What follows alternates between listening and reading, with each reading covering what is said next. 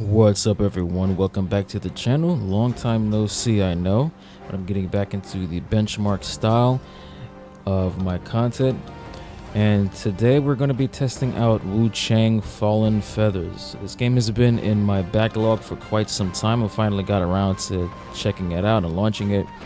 And we're going to be using the RTX 5090. We're going to be testing out how it performs.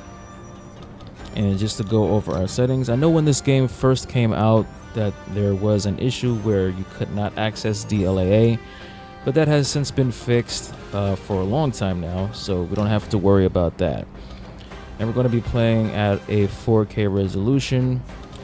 Overall quality is custom, motion blur is off, depth of field. I'm actually going to put that on to high.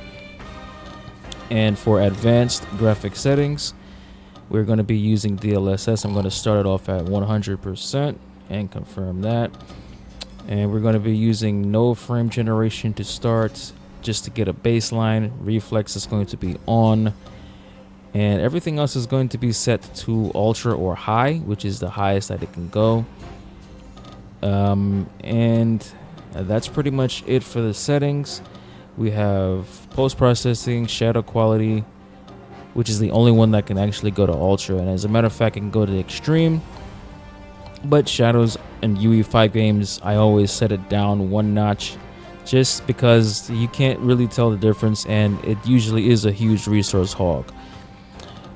But effects, we're going to leave everything else on high. View distance, texture quality, vegetation, volumetric fog, global illumination is another one that impacts performance, but we're just going to leave that to high. Reflection quality on high. Alright, so with that said, let's get into the game.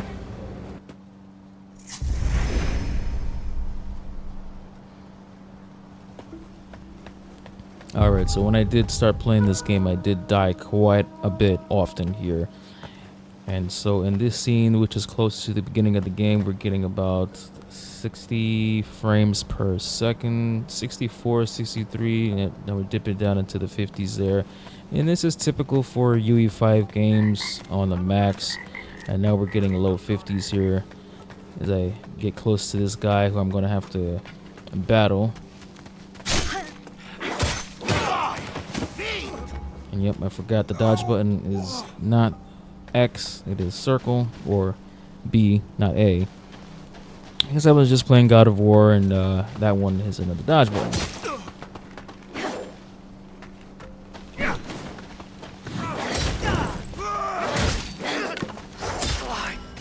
Alright, and yeah, so the frame rates can dip quite a bit once you get to these more complicated looking areas. And what I'm going to do to just take a look at the settings, I'm going to leave it right here. And also for my temperature readings, as you guys can see, I have core clocks, VRAM use, GPU usage, core temps, hotspot temperatures, VRAM temps, GPU power, core voltage, which is undervolted, and also our 16-pin cable voltage, which is at 11.9. Really quickly, I want to go over something. If you are able to read your 16-pin voltage at full load, which is you want to get at least 450 watts like we're seeing right now, 449 there, this is going to give you an indication of your 12V2X6 or 12V HPWR cable's actual health. If that voltage reading goes down to, let's say, 11.5 or 11.4, I actually just saw a post on Facebook where somebody that had an RTX 4090 and his voltage reading at the 16-pin cable was 11.4 volts. I tried to warn him that his cable is basically cooked and you need to replace it before you melt your card. If you see that your card is going to melt, that is the earliest indication of a failing 16-pin cable, because as you guys know, when voltage drops, amperature must increase in order to meet the wattage. So once voltage drops, that indicates that there is a resistance in your circuit, and now the amps have to go overflow into the other 6 pins. One of them is failing and the other 5 are taking up the slack. They can't handle all that current, so you begin to overheat, and then once you're at that process, you can't stop it. You're eventually going to just melt the card. So melt, not, well, the cable, hopefully not the card. So as you guys can see, my 16-pin voltage is at 11.9, which is very perfect. It's healthy. It's going to drop a little bit once it's loaded up with 400 to 500 watts. Once we get to more advanced settings, and I'm going to do my optimized frame rate caps and everything, you'll see it bounce back up to 12. But this is our baseline here, and what I'm going to do is I'm going to take a look at our settings just to see what kind of performance we gain from the lower settings. All right, so this is basically everything maxed out, and I'm going to turn it down to the next preset. All right, so I'm changing overall quality down to ultra, and once you do that, it will reset your oversampling resolution percentage, so you have to get that back up to 100% to stay at DLAA. All right, and on very high, it looks like we are at about 90 frames per second. Let me just check to make sure that's right, because I don't know. I don't think that we should get a huge jump like that. Okay, 100% DLAA. And okay, so shadow quality is at ultra instead of extreme. Everything else is on high. I'm still not understanding why we're getting such a big jump in performance here. That's highly unusual. But in any case, that is the difference from extreme to high. Now I'm going to change it to the next one down. All right, so we're going to switch overall quality from ultra to high. Some change will require a restart. Oh, that's just wonderful. So let's actually just keep it on extreme. And I don't feel like doing all that. What we're going to do is we're going to now go to quality, which is 67%. And here we go right there. And shadow quality, I'm just going to put back to ultra. And we're going to confirm that. And we're going to restart the frame rate. So now we are at about 91 frames per second. And it's looking like the quality is about the same as it was before when using DLAA. I don't know why your eyes are so red, girl. Something's definitely going on with you.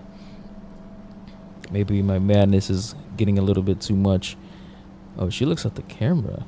Interesting. Anyways, so yeah, we're getting about 91 FPS right now. Do I have to kill this guy over here again? Okay, nope, he is still dead. Great.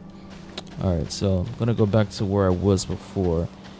Frame pacing looks pretty good. I'm not really noticing too much spiking or anything like that. Alright, so that's DLSS quality. Let's look at DLSS balance, and I'm going to keep the camera right here so we can take a look at the foliage, because that's usually the first indication of the image quality breaking down. Alright, advanced graphics settings, we're going to change it to 58%. Actually, you want to change it to 59 in this game, because once you change it to 58, it uses preset M, which I still have issues with, unfortunately, because of flicker. And yes, everything still looks really sharp. I have that really good pixel density of the 27-inch 4K monitor. For those who are on a bigger monitor, yes, you may see some softening here and there. But for me, all is well. All right, so everything looks good. We're getting about 100 frames per second now, and this is where I personally keep it. And then I just use frame gen from there just to get a doubling and an extremely smooth frame time and a low power consumption. All right, so let's take it down to DLSS performance and see what that gets us. All right, so we're at a 50% resolution scale, DLSS performance, still not using frame generation. And yeah, as you guys can see, like I've been hollering from the rooftops, DLSS performance has this annoying foliage shadow flicker. Unfortunately, we just can't get rid of it. What you normally would have to do is switch over to preset L and just overwrite that and use that at either a 50% or maybe a 54% resolution scale. My personal favorite is 54%. It looks great. But anyways, besides the annoying flicker, everything else looks pretty good. Everything else looks pretty stable.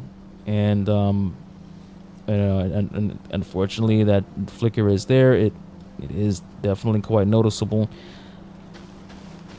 But we're getting about 100 frames per second. It's actually not much better than Balance was doing.